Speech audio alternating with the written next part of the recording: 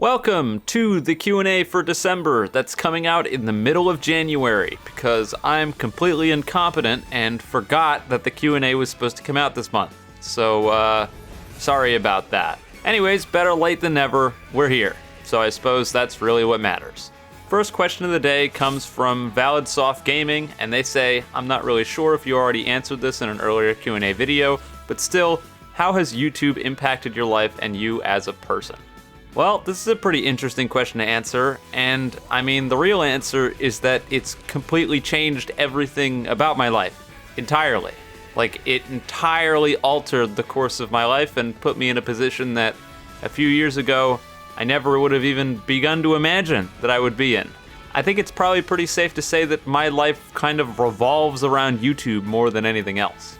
It's something that's ever present in every day of my life. I work on videos most days of my life, and when I'm not working on videos, I'm thinking of ideas or what the next thing I'm gonna work on is. At times it's been pretty rough, but most of that is my own doing, where I don't give myself enough free time, and I just overwork myself, burn out, and then, well, I have to keep working, there's no option, but it feels real bad.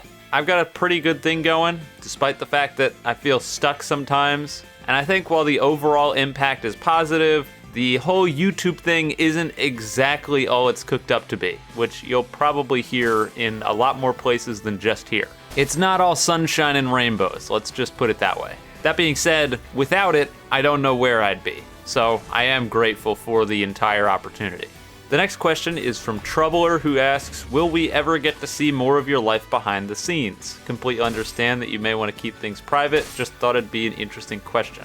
Well, you're sort of right, and I put this one right after the previous question because quite honestly, there isn't a whole lot to my life behind the scenes other than what you guys actively see. I mean, I've said it a few times before that I do color guard and sometimes I go out with my friends, but other than that, there really isn't much to my life aside from wake up, create videos, do live stream, play games with friends, maybe rinse, repeat. Like, seriously, that's just how my days go. So there isn't usually a whole lot of time to be doing other stuff, nor do I even know what I would be doing. To give you a quick day in the life of Eclipse, I wake up, I work on a video or try to get footage for a video until about 4 p.m., then I do my streams from 4 to 7, and then I either finish what I was working on or I call it a day and I'll play some games with my friends or do something until I go to bed, and then the next day is about the same. So like I said, there really isn't a whole lot to say that goes on behind the scenes. Next question is from Light Amplified, and they ask, do you ever get upset when you make a video that you put a lot of effort in, or a video on a game you enjoy a lot, only for it to flop? Been watching you for a while now, and I love the variety content you're making. I hope you succeed. Thank you, Light, but your question is like sort of a foregone conclusion. I only left it on here solely because I sort of wanted to talk about some algorithmic stuff and my general thought process behind all of that, so people have a better insight on, well, me, and the fact that I know when things are gonna fail almost always before I post them. But I mean, the simple answer is, do I get upset when I put a whole lot of effort into something and it fails? Well, yeah, duh, of course I do. It'd be hard not to. I can only assume this comment stemmed from the community post I made a little while ago that was talking about my Subnautica review, because I put that out and it severely underperformed, and I was just really confused as to why. I was just a little bit angry about it, and so I put out a community post basically just complaining. I don't normally do this when my videos fail, and that's because usually before I hit that upload button, I have a general understanding of exactly how well the video is going to do. I've been doing this stuff for like 2 years now. If I didn't start picking up on what's going to work and what won't, then I'd have totally lost it. After I've posted like 1 or 2 videos of something, I can usually tell if it's going to completely flop, if it's going to do all right, or if it's going to do really well. Generally speaking, if it's YBA, it'll obviously do well. If it's Roblox Jojo, and it's a somewhat interesting topic, or it's a new game, it'll do quite well. And if it's about an existing Roblox Jojo game, but it's not nearly as clickbaity or important, it'll do at least somewhat decent. And of course, naturally, if it's not Roblox Jojo, then it's just not going to perform up to par under almost any circumstances. If it's directly something new that people haven't seen before, then the first video might do well, but any subsequent videos after that are not going to do nearly as well. That's just how things have always gone over here. So, I know, I'm aware. Now, in regards to the Subnautica review, I did get sort of screwed because I learned after the fact that YouTube was having problems with their viewership that day, and I was not the only person who was affected by that. And so the real reason why it looked like the video did so horrendously awful was because YouTube was having problems. So if YouTube never had problems, you probably never would have seen that post, because the game review would have done a little bit worse than my Subnautica series, which is what I expected it to do, and then that would have been the end of it. I would have put together the review because I wanted people to play the game, and then outside of that, oh well, if not everyone sees it, then so be it. Here's a good one. Question from Citizen Stuff. Is there gonna be another Tarkov video? They're my favorite type of videos to watch from you. Oh boy, I am sorry, my friend. No, probably not. This Tarkov wipe has been a complete nightmare. BSG seems to be entirely committed to making the new player and mid-wipe experience as horrible as possible, to absolutely force you to play through their awful quest design in order to get access to anything worthwhile.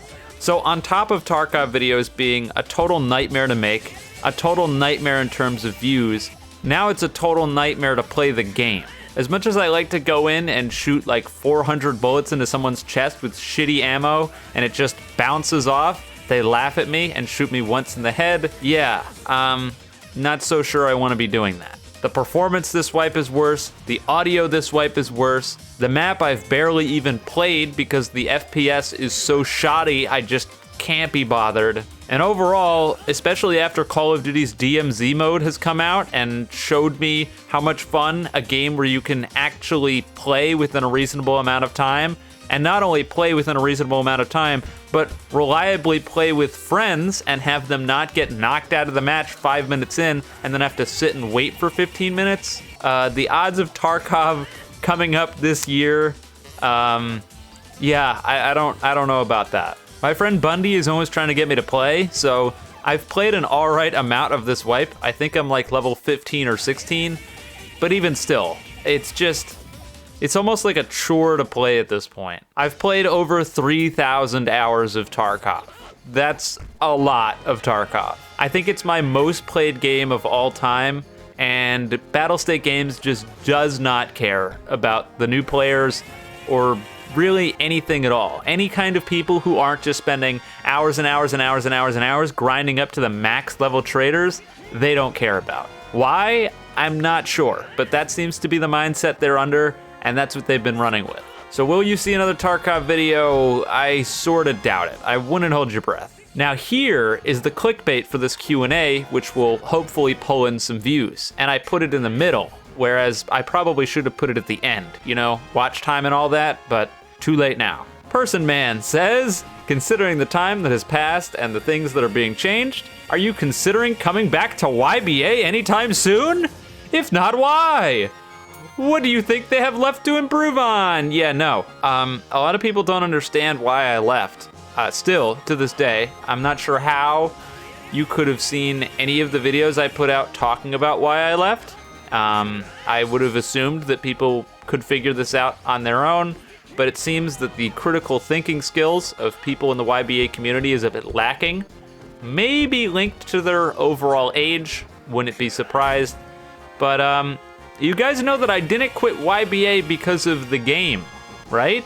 Do you honest to God think that I would consistently compare other games to YBA and say it's better on a consistent basis? And then the reason that I quit the game is because the game sucks? YBA, let me just make this perfectly clear, is the best Roblox Jojo game currently on the market at this time. There's no question. It is the most fun to play with the most in-depth, well, game to work with. And that's the reason that it has the most players. Of course it is. The reason that I don't play YBA anymore, and the reason that I will not be going back under almost any circumstances, is due to the overall culture behind the game. As YBA has gone on, it didn't exactly start off as some sort of player-first haven, but it feels like it becomes more and more of an EA exploit children for money game than anything else. And I get it, people need to make money, but it got to a breaking point where it felt like I was supporting the most anti-consumer, soulless game available, and I just couldn't do it anymore. Day by day, YBA moves more and more towards Blox Fruit levels of sellout, and I can't with that. The straw that broke the camel's back was very obviously the Tuskak 4 Infinite combo, which took them over a month to fix despite the fact that it should have taken less than 5 minutes, and that's on good authority from probably like double digits numbers of Roblox devs who all said the same thing. This would not take long at all to fix. It would take like 6 key presses and then it would be fixed, but they couldn't be bothered to do it. It wasn't a priority. But you know what was a priority? Fixing skin duping bugs. Oh boy, can't have that. That's gonna affect the bottom line. The skin duping stuff was fixed within like 4 days of them figuring out about it.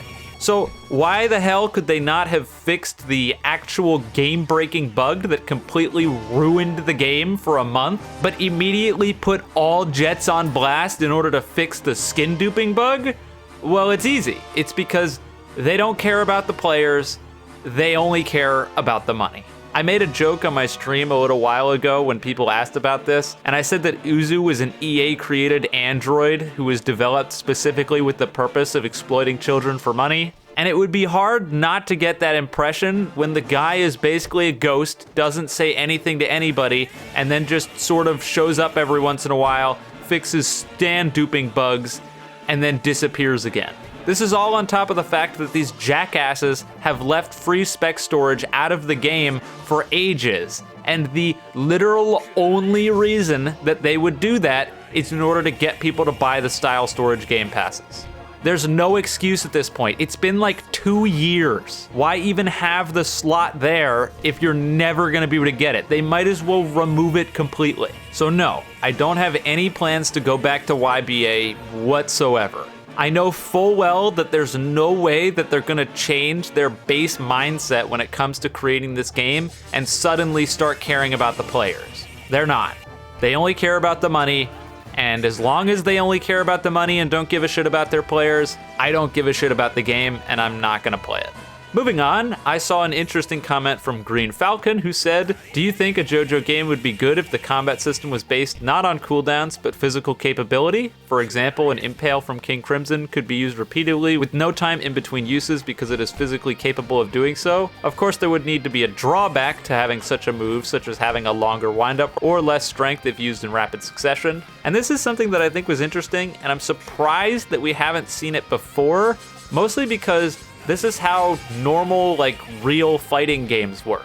I can kind of see why it hasn't been implemented, but I'm confused as to how I haven't seen it even seemingly once, ever. For those who maybe don't play fighting games, usually how this stuff works is that there isn't a cooldown on your moves, and there are certain sets of moves that you can't use unless you've built up a meter. Basically, the way it works is you have a set of normal moves, which you can use without any meter, and then you have a set of specials, which require a certain amount of meter to use. For example, if a heavy punch was one of your normal moves, then you could just continuously press the heavy punch over and over again, and no matter how much meter you had, you could use it. But a barrage or a star finger, for example, you would need to use meter in order to use. But if you had enough meter, you could, in theory, use the move more than once in succession. This is how fighting games prevent you from having infinite combos. Or at least that's usually how they do it, among other things like bursts and such. You can't exactly do an infinite combo if all of your stuns rely on meters and your normal moves don't stun, or at least aren't enough to continue a combo forever. So I don't know how exactly this would or could work in a 3D setting, but I am kind of confused as to how I've never seen it even attempted before. It seems like a potentially untapped market, but hey, we'll never know. Next question's from Silver Wolf, and they ask, "Are you planning on getting a new main game to play on the channel? I know RIU is possibly an option, and I want to see whether you'll have actual solid replacement like Subnautica." Well, Subnautica is certainly not a replacement, and I don't really want to have a main game to play on my channel if I can avoid it. In an ideal world, I can be more of a genre creator less so than a single game creator. Because being a single game creator, as we can see from YBA and After I Left, isn't exactly a sustainable thing. So the quick and simple answer here is no. I don't plan on getting a new game if I can avoid it, but I do want to talk about a majority of games, and hey, if I can make those games potentially better and more fun to play for not only myself, but everyone else, then I think overall that could be a good thing. In regards to Subnautica, I don't know how anybody could have a single player game be like their main game. Like, how many times could you replay the game and still have it be fun? I'm not sure. And sure, people are probably going to tell me like mods and stuff, but how far does that really go? I don't have a clue. I don't know how you would entertain yourself with that for as long as you would foreseeably have to do so in order to maintain a channel. On the topic of RIU, A Human That Exists says, do you think that the RIU devs will eventually make the game good and worth playing?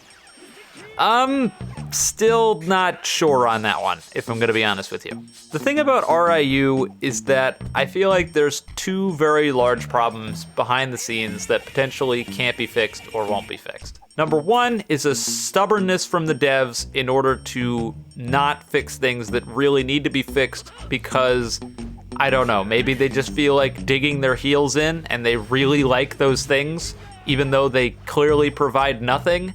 I'm just not sure. The biggest example and easiest example that I can think of off the top of my head is the arrow fail chance, which I've talked about in a few different videos. I've talked with devs behind the scenes on RIU, and from the information I've got, they really don't want to remove fail chances from the game, and their reasoning for that is herder, it's canon, which is the dumbest thing I've ever heard. As I've said on many occasions, if we're doing herder, it's canon and then completely ignoring gameplay, then time erase would be nigh invincible and so would time stop. If you had a stand that didn't have either of those, you would just die. Or moreover, GER would show up and you would just lose by default. Like, that sounds like real good gameplay. God, I love canon.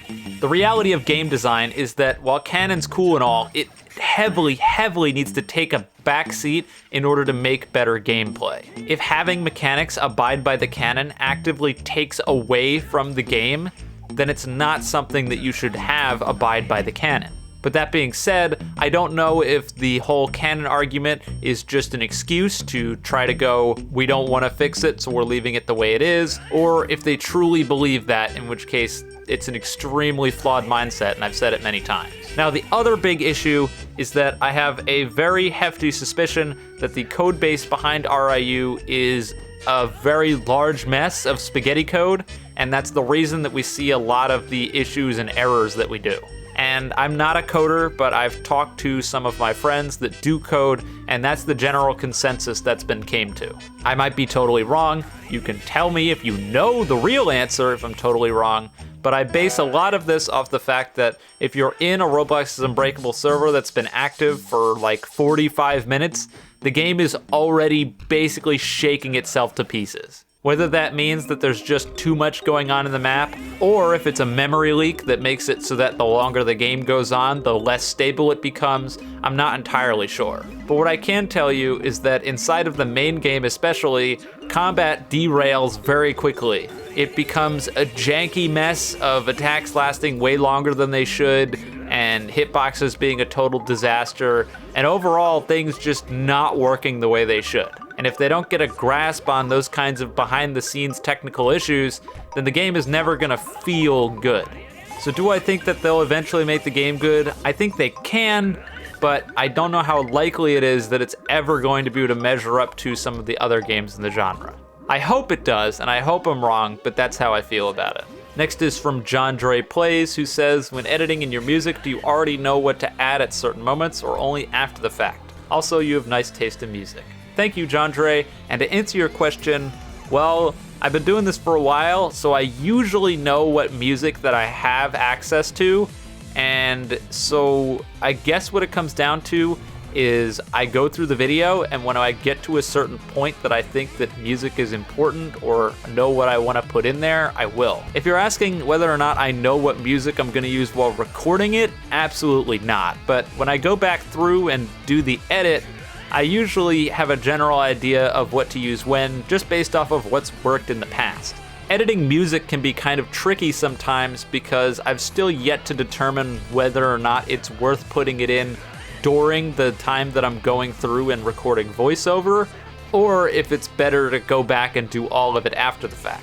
Because doing it after the fact, sometimes the music will end abruptly or I'll have to change it, whereas if I'm doing it right then with the voiceover, it can be a little bit better, however, it's harder to handle it. It is one of the things that I tend to be pretty passionate about when making my videos because I think that music makes almost half the video. I don't think any of my videos would be worth watching if they were all just me talking with no music in the background. That being said, there are videos where I don't really care as much and I just chuck things in there, and these Q&As are a great example. Sometimes I'll try to match the music to whatever game I'm talking about, but most of the time I'll just throw in some tracks that I think sound good or relaxing, and that'll be the end of that. The last question of the day comes from H_M, who's been in like 30 of these different things, I think, by now. And they ask, do you think it'd be easier to take clips/edit down stream moments into videos? Though unlike the YBA tournaments, these could be more engaging videos to also promote your Twitch streams and it'd possibly make your job easier. I'm not too sure how your video making process is, so this idea could be useless. It's definitely not useless, and it's something that I had a goal for when it comes to the new year. It's sort of my New Year resolution in a sense. I'll tell you one thing, I do not want stream highlights being a staple on the channel itself, unless I was specifically going through and doing like a best of X month on my streams, which I might start doing if I don't do the other thing, we'll see. Or maybe I'll do it even still, I'm not entirely sure. But what I'm actually talking about is getting somebody else to come through and edit a completely different channel's videos that are stream highlights from my streams. I don't want to do direct highlights on this channel, mostly because I know the videos will fail and I know the videos will screw up my recommendations. So if I do a bunch of those that are somewhat easier to make, then I'm just going to be hurting myself in the long run.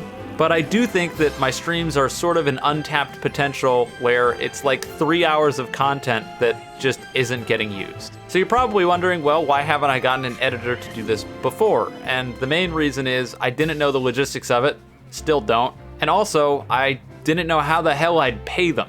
The reality is, any video that isn't Roblox Jojo is not gonna make enough money to reliably pay an editor. Unless you're really quick at going through 3 hours of footage and picking out enough highlights to make a 10-minute video, which is somewhat realistic, it's not that hard. But regardless, if you wanna get paid pennies to do that, yeah, a bit of a yikes. But I did have a better idea recently, which is probably what I'm gonna go with, and hopefully at some point this year I'll get around to actually doing it and fulfill my resolution. And that's that because I'm not making any money off of those stream highlights videos right now, as they're completely not created, I'd probably contract someone out to make the videos and then just pay them whatever the hell the stream highlight videos make. I'm not losing anything, and they'll be making money even if it's not that much. And overall, I won't feel, awful about it for paying them pennies. I've had some people come in and say that they'd love to do that as like a passion project for free, and I don't feel comfortable doing that. I think that if you're doing work, you should get paid for it. So yeah, that's basically my whole spiel on that. I want to do stream highlights. I want it to be on a separate channel. We'll see what happens with that.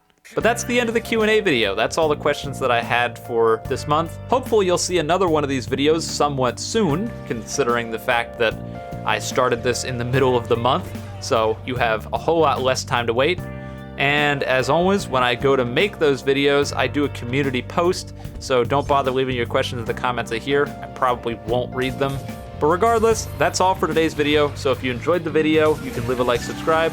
If you didn't, don't. And with all that being said, have a wonderful day or night wherever you are, and I'll see you next time. I'm a chef,